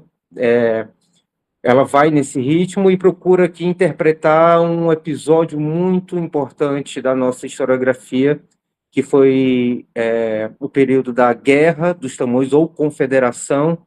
Eu ainda tenho uma certa resistência a saber se o termo confederação, no sentido ocidental que utilizamos, se aplica de fato aos processos de coalizão e união, ainda que com muita divergência entre diversos agrupamentos tupi, mas a proposta é que pensar justamente o fato, o acontecimento da guerra Tupinambá como um acontecimento que está entre a dimensão do ritual e entre a dimensão da resistência à colonização também, né? qual dimensão se sobressai, ou qual dimensão assume um protagonismo maior ao longo desse complicado e tenso período do século XVI, que, enfim, foi o processo onde se consumou os processos de despossessão de territórios e dominação, de fato, de toda a costa brasileira, e abriu caminho ali para o processo de acumulação primitiva do capital e a grande expansão desse sistema globalmente, né? Bom, a apresentação tem como título Entre o Ritual e a Resistência, a Guerra Tupinambá contra o e a Colonização, né? Um dos aspectos iniciais seria refletir aqui um pouco, ou pelo menos pensar no que se constitui essa ação política ameríndia, quais são seus personagens, quais são as formas políticas indígenas que dizem respeito à história desse grupo, dessa etnia. E, no caso, como o professor já falou, Tupinambá, enfim, corresponde a todo os agrupamentos tupi da costa do litoral, mas aqui, em específico, eu me refiro Tupinambá ao grupo de indígenas que aparecem nos relatos, tanto das cartas jesuíticas, como nos relatos do Novo Mundo, a partir de Hans Stades, Jean Delay, André TV, dessas populações que habitavam ali a Bahia, na região da Baía de Todos os Santos, e também em um vasto território entre o Rio de Janeiro e o estado de São Paulo, né? A meu ver, eu penso que o que compõe, de certo modo, o que eu denomino de plasticidade social dos Tupinambá, sempre falando Tupinambá, né, não dos Tupinambás, porque, a meu ver, o Tupi, ele não marca o plural nos substantivos. Essa é a razão, né? Enfim, a gente vê esse erro presente nos trabalhos etnográficos, enfim, e é isso. E um dos elementos seria que compõe isso a perspectiva da guerra, a centralidade da vingança, uma dimensão super importante que se sobressai essas questões, que é a compreensão de que a sociedade tupinambá ela era gestada, gerida ou alicerçada sobre uma compreensão crítica, consciente acerca da temporalidade, acerca da história, baseada, obviamente, em uma relação, digamos assim, essencial que constitui uma espécie de, não quero usar a expressão grega, logos, mas, enfim, o sentido um pouco da vida social do Tupinambá, que é a relação da inimizade, do inimigo pensado ali como uma alteridade máxima, do inimismo tupi, que se sobressai de uma série de conjuntos de relatos, desses materiais, dessas fontes primárias, que são esses escritos do século XVI e do século XVII, e fontes secundárias também, que são essas interpretações etnográficas do século XX, Curtin Mãe da Ju, o próprio Pierre Clastres e, mais atualmente também, o Eduardo Viveiro de Castro, né? Sobre a Guerra dos Tamoios, de um modo geral, para relembrarmos aqui esse fatídico acontecimento, ela se tratou de uma coalizão de diversos grupos tupi espalhados por esse vasto território, compreendido entre Bertioga, Cabo Frio, unidos ali em guerra contra os portugueses, né? Ficaram conhecidos como Tamoio, né? Esses indígenas que também eram aliados dos franceses calvinistas e, sobretudo e anteriormente, inimigos mortais dos Tupiniquim e dos Teniminó. Estes outros grupos tupi, embora idênticos culturalmente, linguisticamente, mantinham essa relação de inimizade essencial de oposição e, de fato, se aliaram com os portugueses, né? Ou seja, dentro desse contexto, desse amplo contexto da Guerra dos Tamoios, que, de fato, marca ali, de certo ponto, o ponto zero da história colonial do nosso país, a partir da posterior derrocada da Confederação Tamoio, houve, de fato, a conquista da região da Guanabara, a fundação da cidade do Rio de Janeiro, e isso permitiu a expansão, o domínio dos sertões brasileiros como um todo, tá? Mas o fato que eu quero lembrar aqui é que essa aliança, seria o termo mais correto, além de confederação, representava ali uma séria ameaça ao projeto colonial lusitano, né? Aqui nós temos o quadro do Amoedo, icônico, Quem visita os museus da cidade do Rio de Janeiro vai encontrar lá esse quadro que chama O Último Tamoio, né? Seria o último indivíduo tamoio ao tempo do embate, do confronto, se estimava 70 mil tamoio, né? E esse quadro representa ali provavelmente o líder supremo, o principal, como se costuma chamar as etnografias, Aimbirê, né? O grande principal Murubixaba dos Tupinambá na Guanabara. Bom, esse episódio do período colonial, ele atua no imaginário historiográfico como uma espécie de mito fundador da nossa nação. Boa parte do que nós temos de acesso às narrativas desse episódio da Guerra dos Tamoios, como outros acontecimentos, sempre se dão por esses relatos estrangeiros e, a meu ver, a maior fonte se trata das Crônicas da Companhia de Jesus, de autoria do Simão de Vasconcelos, onde ele faz essa associação, onde ele demonstra essa associação específica entre ameríndios e franceses, né? Bom, aqui uma imagem do mito do manto tupinambá, do aspecto ritualístico, o manto original que retornou ao nosso território. Por muito tempo esteve no Museu da Dinamarca, voltou, está em posse do Museu Nacional, não em posse dos Tupinambá, da população remanescente, né? Mas, enfim, o que é que eu penso, e a partir dessa interpretação da Guerra dos Tamoios, estabelecer algumas compreensões acerca de características essenciais do pensamento ameríndio, né?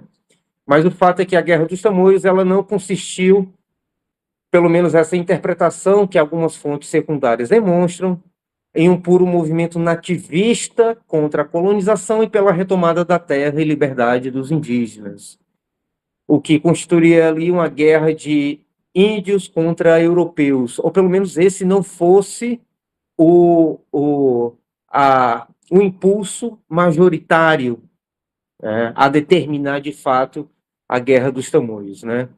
Bom, a meu ver, as fontes históricas descrevem que tal evento configura ali um duplo sistema de alianças nesse sentido, né? Havendo tanto de um lado como de outro indígenas e europeus, ora Tupinambá com calvinistas franceses e ora tupiniquins e temiminó com portugueses, né?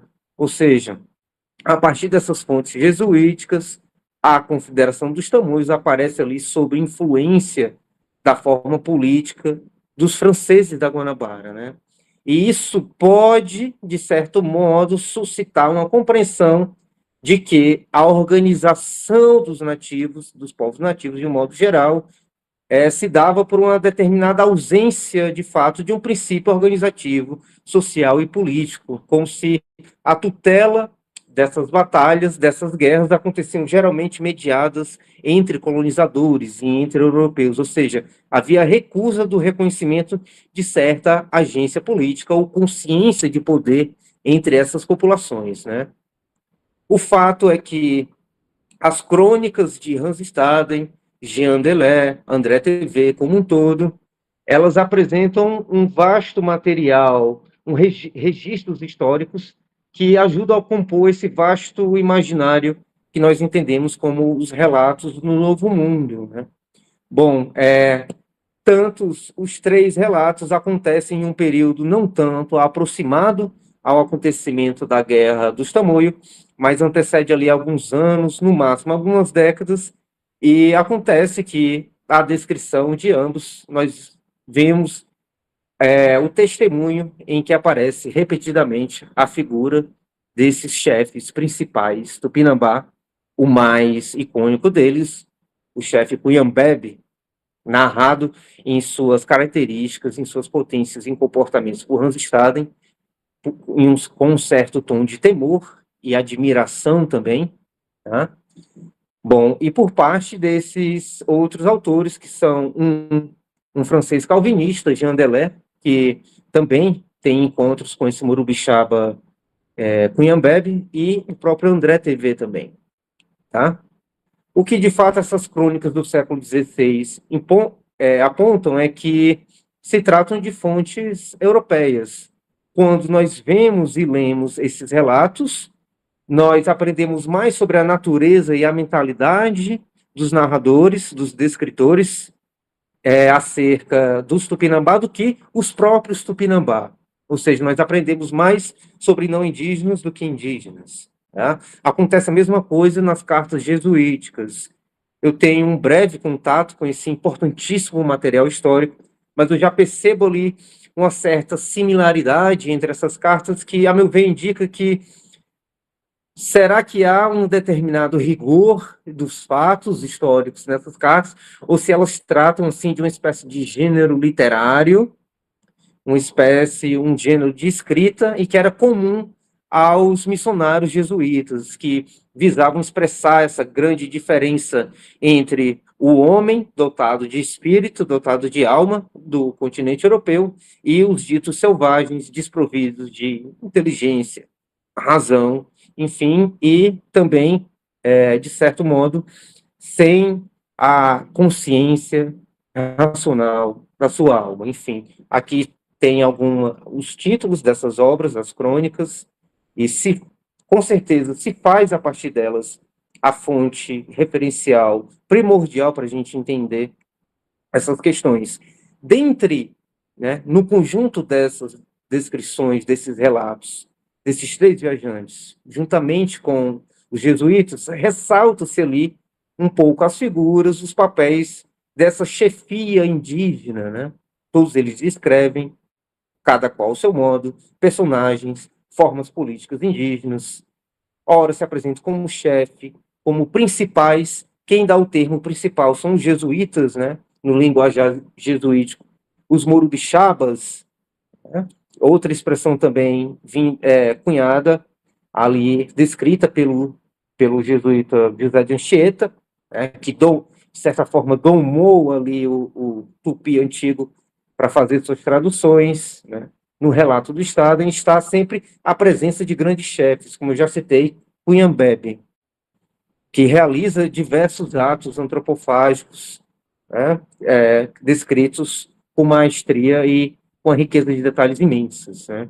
Isso me faz remeter, obviamente, né, o conjunto desses relatos, onde há o sobressalto dessas figuras de chefia, dessas supostas figuras de poder.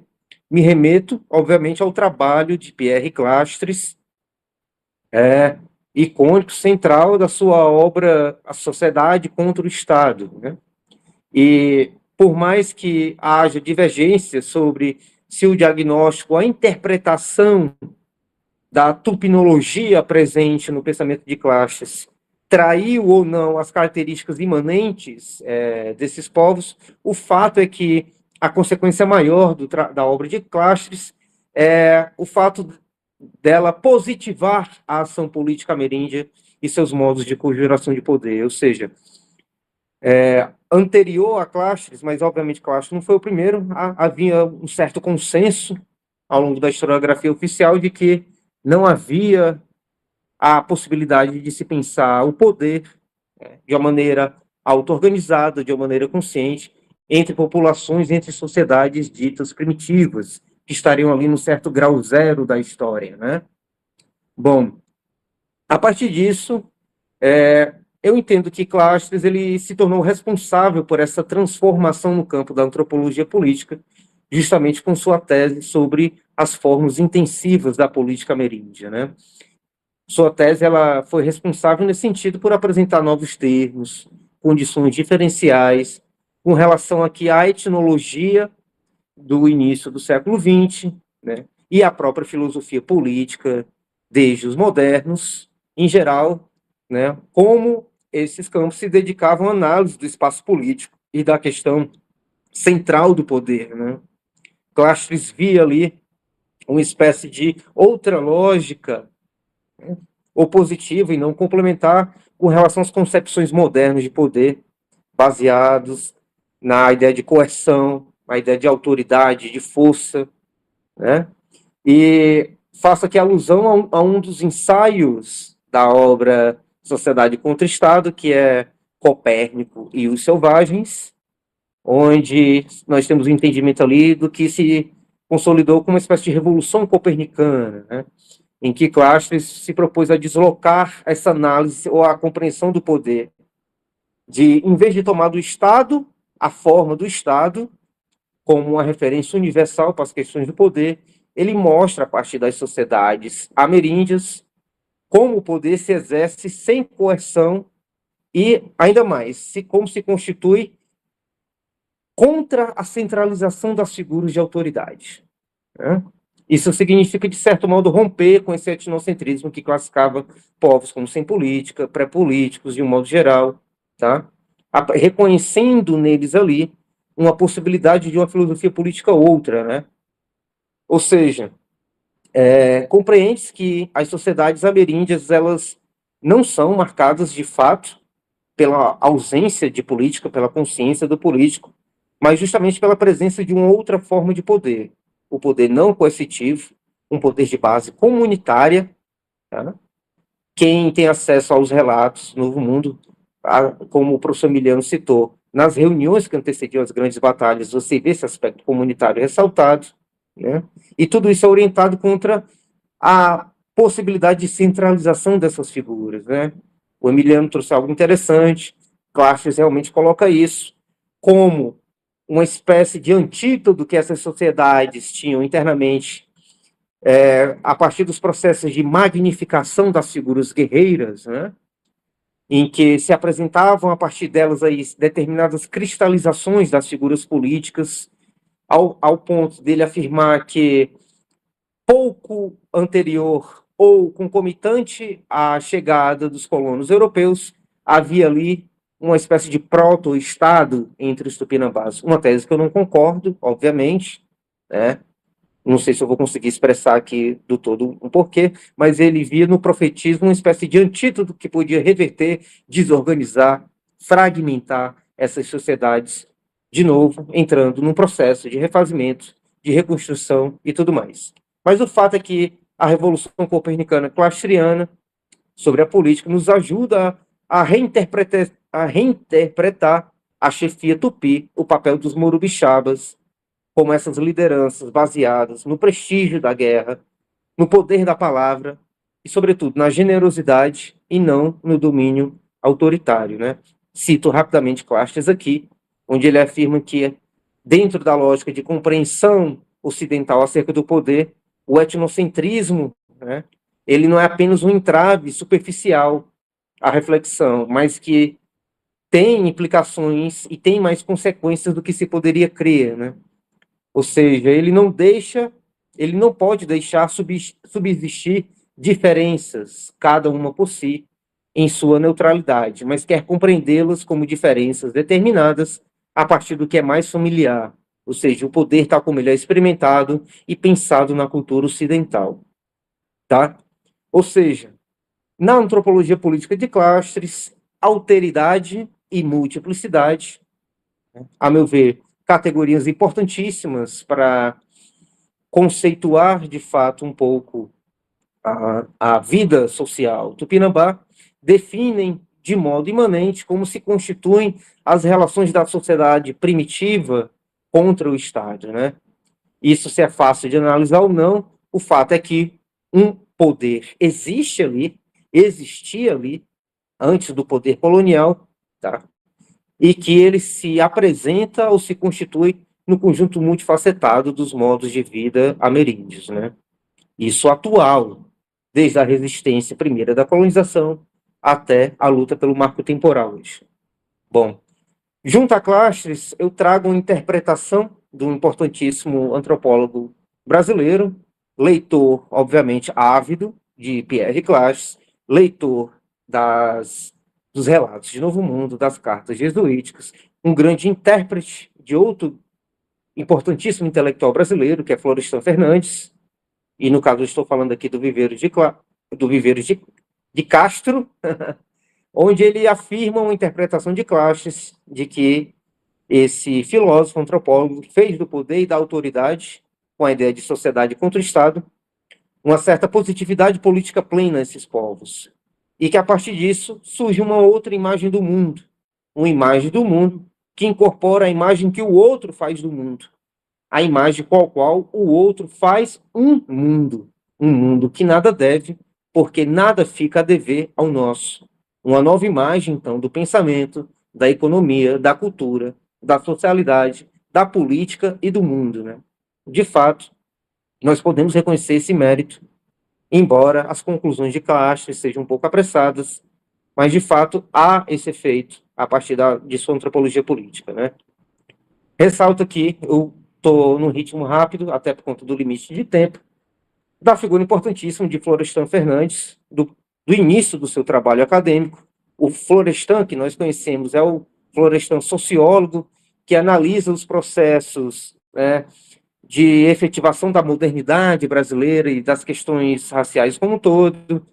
O problema da assimilação e da aculturação está muito presente no pensamento de Florestan, faz parte do espírito da sua época, das correntes vigentes em sociologia, dentre as principais, o funcionalismo, que era uma perspectiva sociológica de interpretação muito em voga à sua época, mas, a meu ver, foi ele quem melhor descreveu em termos positivos, até mais do que Clastres, a organização política desses agrupamentos dos Tupi da Costa, né? E lá destaca, em 2 textos importantíssimos, a centralidade da guerra como um elemento constitutivo da unidade, entre aspas, Tupi.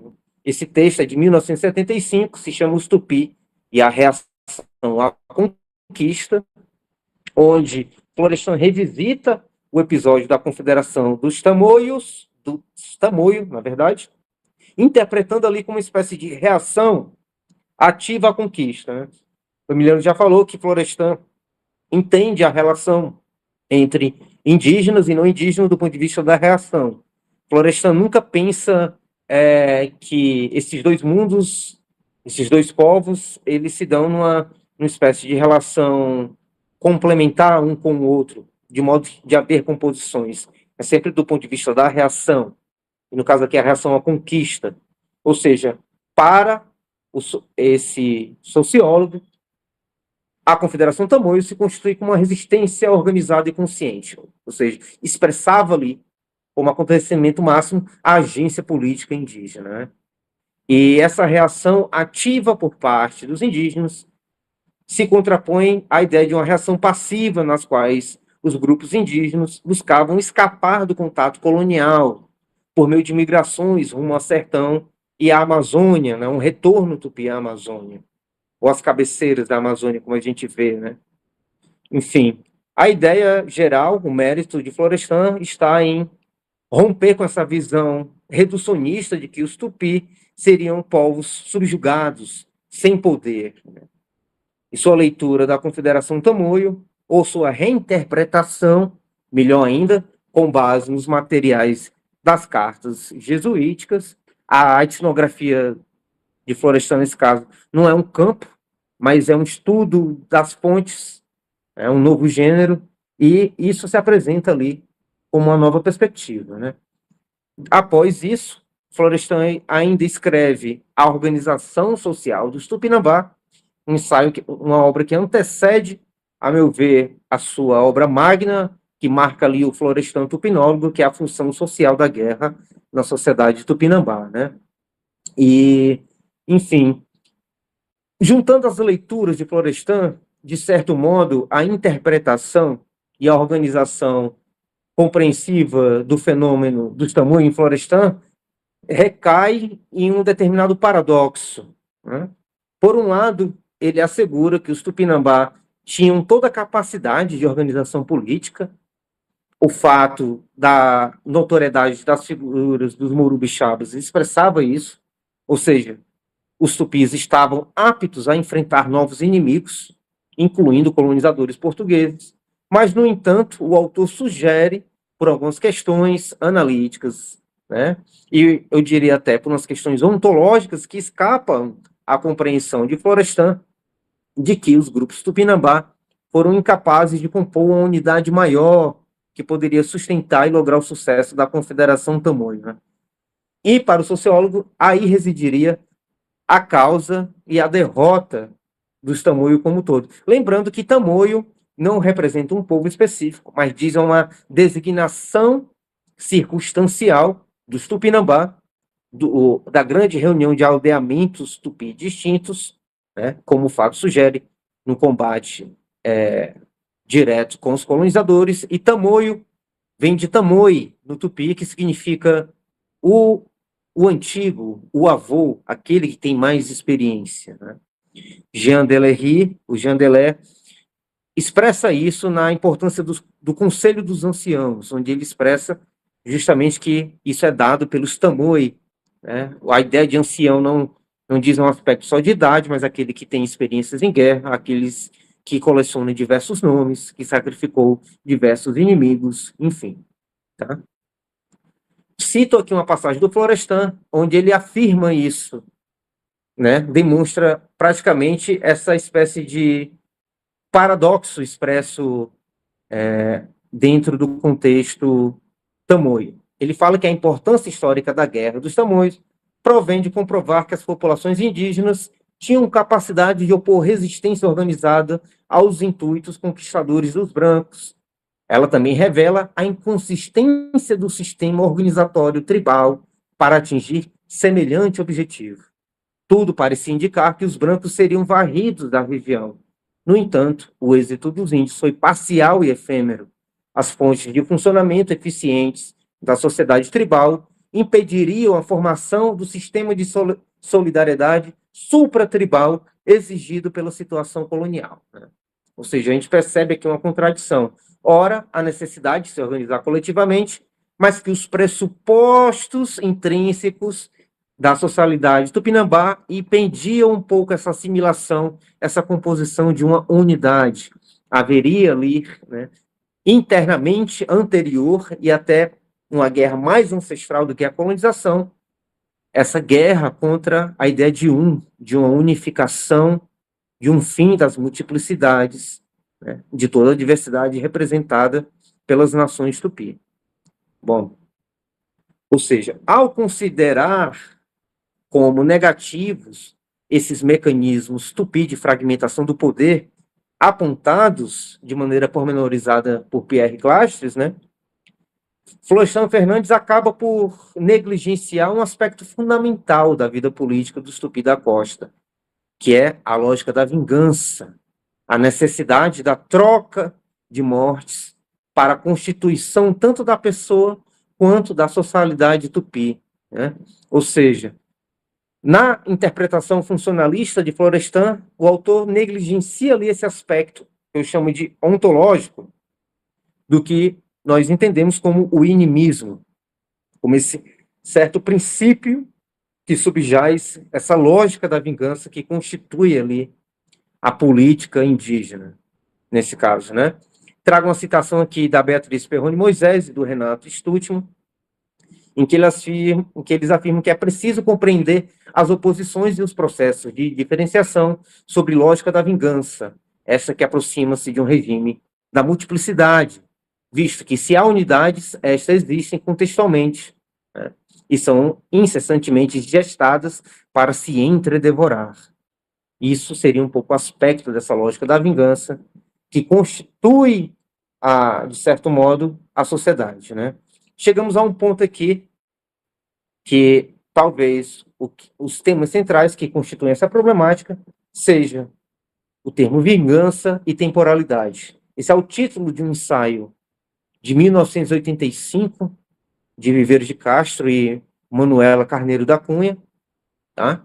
Um ensaio interessantíssimo, em que apresenta um pouco da centralidade da lógica da vingança, do inimismo entre as sociedades, né? Aqui nós podemos ver uma das gravuras onde no terreiro se efetivava ali, de fato, o ritual antropofágico com o abatimento do cativo de guerra perante o público e toda uma cerimônia ritualística, né? Há golpes de Ibirapema, a espada ritualística do Tupinambá, tá? E aqui eu trago mais uma citação, né? Estou utilizando citações para sintetizar, mas que o Viveiro de Castro ele elucida isso ao afirmar que, aparentemente pouco inclinados a qualquer oposição segmentar, os tupi vendiam as almas aos europeus para continuar mantendo a sua guerra corporal contra outros tupi, né? Ou seja, a primazia dessa guerra anterior à guerra colonial, né? O que, de certo ponto, culmina numa interpretação de que a guerra dos tamoios não se constitui apenas como um movimento militar reativo à presença do colonizador, mas que os próprios indígenas tupinambás se utilizavam-se do contexto da colonização para manter, perpetuar a sua guerra contra outros indígenas. No caso aqui, como eu já citei, os tupiniquim, né? Ou seja, indígenas não transigiam esse imperativo da vingança, né? Se para eles a religião própria ou alheia estava subordinada a fins guerreiros, o fato é esse, né? Em lugar de terem guerras da religião, como vinha acontecendo no contexto quientista da Europa, né? Concomitante à descoberta do Novo Mundo, a Europa estava mergulhada em guerras santas, em guerras de religião, entre católicos e protestantes.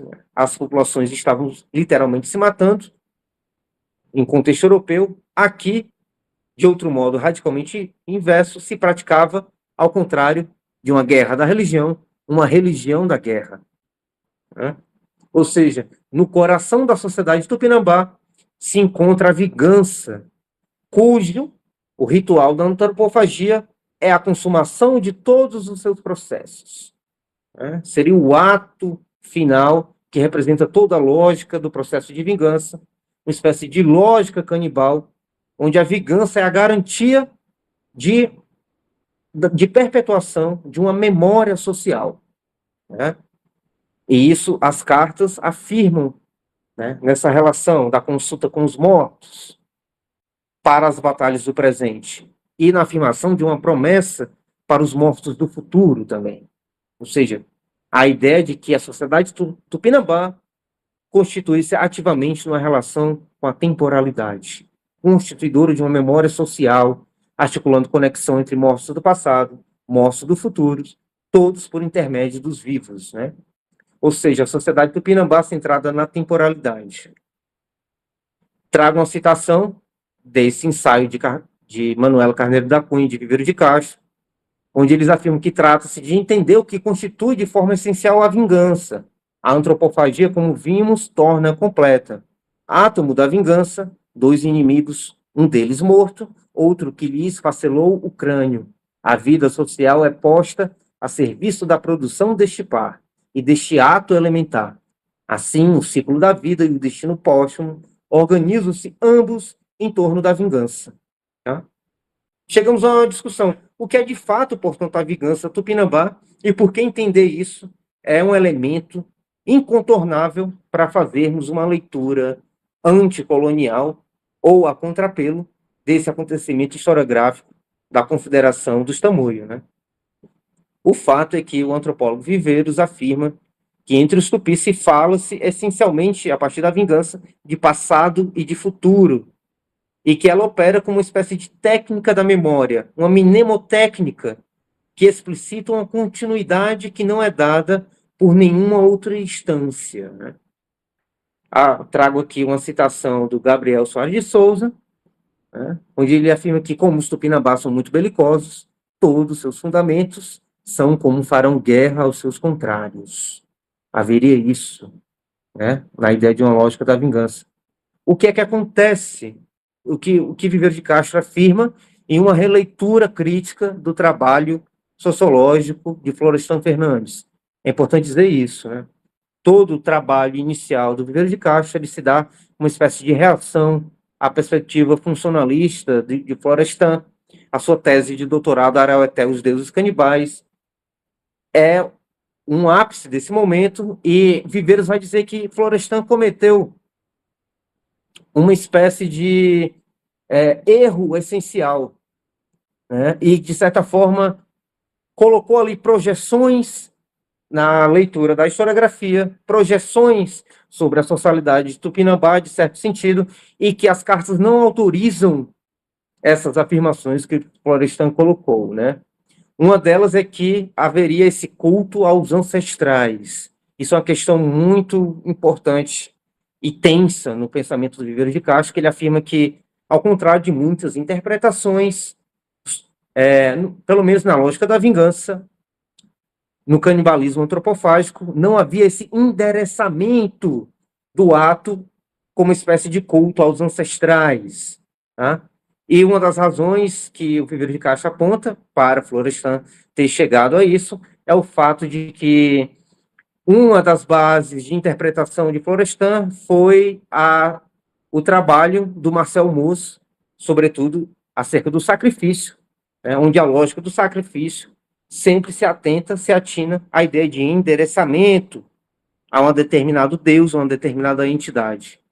No estudo acerca do Estupi, Viveiro de Castro disse que não havia, né, no conjunto das cartas, as cartas não permitem essa ideia de um culto aos ancestrais, mas de uma memória histórica reivindicada, reatualizada, que, a partir dela, se seria constituído, né, ali uma espécie de abertura para uma nova ordem social, uma ordem da esfera da criação, de uma fabricação do futuro, tá? Ao contrário da visão funcionalista de Florestan, em que se afirmava que o todo ritual antropofágico culminava-se ali na vingança do morto vingado, né, do seu grupo, e que, de certa forma, esse ato restauraria, de certo modo, o ser dessa comunidade. Tá? E isso é um aspecto interessante. Eu acho que há muita coisa a se discutir, a se pensar aqui, e que o que eu queria encerrar aqui, de certo modo, era afirmar que essas interpretações, ambos autores cometem exageros, mas também apontam caminhos super interessantes para a gente poder reinterpretar.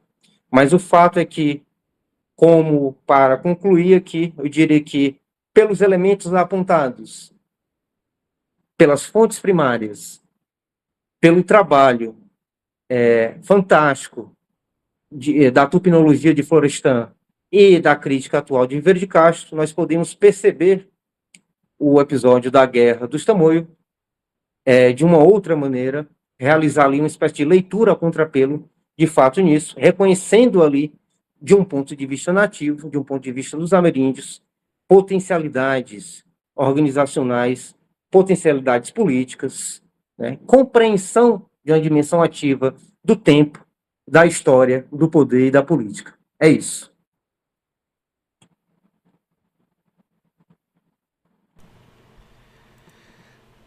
Muito bem, parabéns, Matheus, pela exposição, maravilhoso. Como tu disse, né, existe ali um diálogo entre teu trabalho e do professor Emiliano. Demais. Pessoal que está no YouTube quiser fazer uma pergunta, né, um comentário, aqui na transmissão, quem quiser também fazer um comentário, uma intervenção, pode ficar à vontade.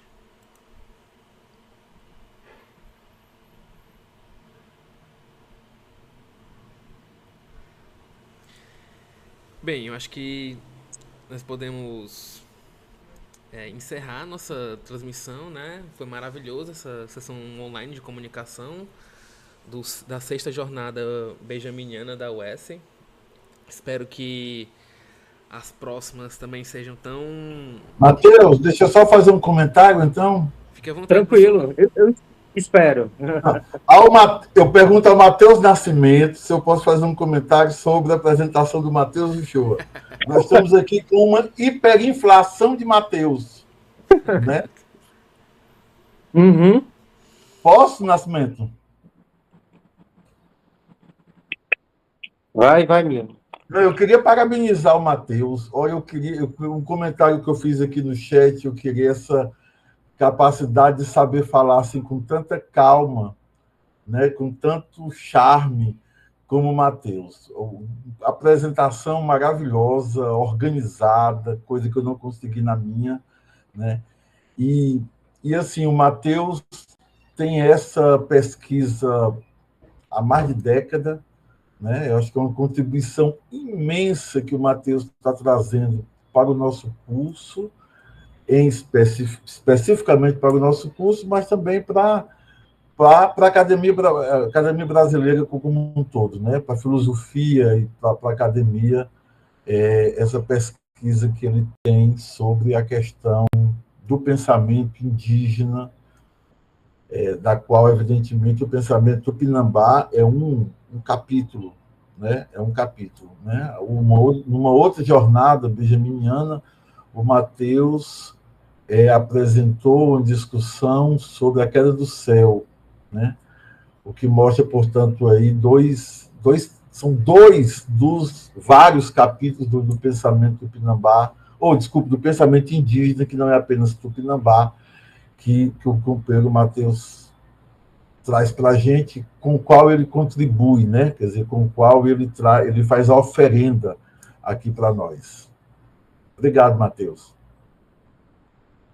Obrigado, meu querido professor. É isso, gente.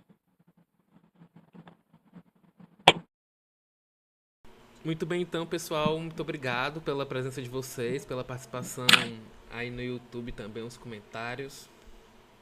Queria mandar um abraço, um salve pelo professor Vicente Thiago, que está aí assistindo a gente no YouTube. Né, o nosso coordenador do PPG Fio, que disponibilizou o canal para a gente fazer a transmissão. Então, agradeço também aos participantes, a Laila, a Beatriz, o professor Emiliano, o professor Matheus. E nós vemos na próxima, não é mesmo? Isso aí. Com certeza. Valeu. Palestina Livre. Palestina Livre do Rio ao Mar. Da terra ao mar. Da terra do rio ao mar. Do rio ao mar. Do rio ao mar. Muito bem. Valeu, pessoal. Beijo, Beatriz. Beijo, Laila. Beijo, Matheus. Tchau, tchau, gente. Obrigada. Encerrou, Matheus, a transmissão lá no YouTube. Eu tô na sala do PPG Fio, viu?